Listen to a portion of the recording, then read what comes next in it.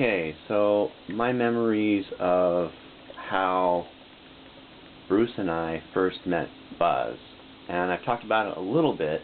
So it goes back to shows down at the Metropolis, where we used to show up to punk shows, and Buzz would be sitting on the front of the stage waiting, before the show started, and we would go talk to Buzz, and we didn't know anybody else there, and he was usually by himself. And this was probably 3 or 4 times, at Metropolis. Then we went and saw a show. I think he might have told us his band was called the Melvins. And then we started seeing the Melvins listed at playing different shows in Seattle, and we're like, oh, that's the guy that we met at the Metropolis. And there was that show, The Faction. I don't remember who else played. Youth Brigade, maybe. I don't know. And the Melvins opened, but the show was shut down after the Melvins got done. I think somebody else started playing for a little bit, and the fire marshals shut it down. It was about this time when we started putting together Rock and Rail, and we exchanged numbers with Buzz. And I remember calling him, and he gave either myself or my brother a copy of their first demo, and then we put like three songs on that Rock and Rail tape. And then just kept in touch with Buzz. And then Noxious Fumes got together not long after that, and we started playing shows down at the Tropicana. Was our first shows Noxious Fumes played, and the Melvins started playing down there. And yeah, I think it was when Dale was in the band is when they first started playing the Tropicana. But yeah, Buzz, we exchanged tapes, make him a tape of something, Noxious Fumes or some punk rock, and he'd make me a tape of like, I remember getting a tape of Celtic Frost, like a weird Megadeth demo. And I want to say like some weird Metallica songs. I don't have the tape anymore. I wish I did. And it had like Cheetah Chrome on it. And I don't remember everything that was on it, but there was some good metal and punk rock. And he made like a weird cover for it, yeah, so kept in touch with Buzz back then for until they moved, really. Once they moved, kind of lost touch with them.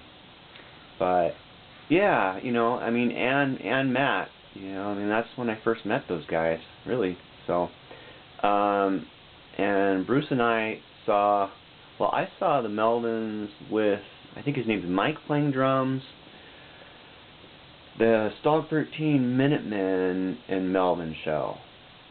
That was one other show I saw him. I think it was 2 or 3 shows with Mike, I think his name's Mike, on drums. And then the first show Dale played was at the Tropicana, I'm almost 100% sure, and Noxious Fumes played that show. And I remember Buzz introducing Dale to me. And also, I remember those guys playing Metallica songs for a sound check, like early Metallica songs. And they played Four Horsemen all the way through, and it was, if you know what song I'm talking about, it freaking rocked. I think they played more Metallica songs. Oh, I want to say they played like 5 or something. And Dale showed me how to play double bass. He was really good at double bass when I first met him. And I remember before the show started, one of the shows I wanted to learn, like, it was like a Slayer beat. I don't remember what song it was, but he showed me. So Dale showed me how to play double bass. So anyway, yeah, the Melvins, they were just like they were friends in the punk rock Tacoma community. They used to come up to the Hell House and play shows a few times with Noxious Fumes and whoever else. Soul Asylum played at the Hell House early. Jack Shit. Who else played at the Hell House? Oh my God. Death Sentence.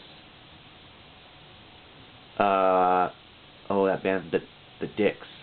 The Dicks played a bunch of shows at the Hell House. That was before Community Rural Theater opened up. So Jim May and Von Wheelie, and John Grant, who was in Noxious Fumes and Subvert, they would put on these shows at the Hell House.